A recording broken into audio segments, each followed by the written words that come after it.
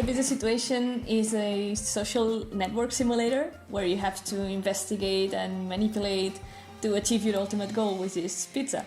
So, of course, the game is a parody of online culture and the sort of people you find on the internet. And it has some very interesting, curious characters and also some sort of detective work that you will have to do. You're just a guy in his room trying to find out things online, which is what a lot of people online are doing nowadays. So we sort of wanted to take this approach and put into focus how easy it is to use and misuse information online and kind of make this the whole topic of our game.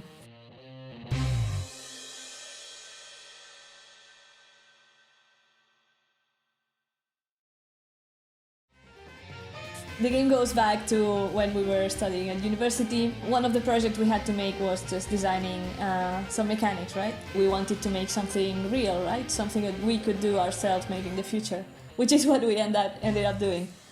In Catalonia, there's been a lot of newer indie studios popping up in the last years, which is amazing. There's some great games like Grease and Monster Prom. We admire them so much. They're huge. Down from way too many to still kind of worrying.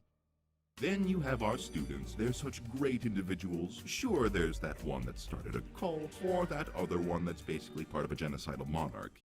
In the recent years, Barcelona has exploded in terms of tech.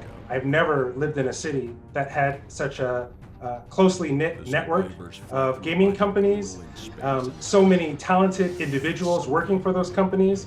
It's such a competitive environment. It's very difficult to find and retain talent, as you can imagine, because so many new companies are coming.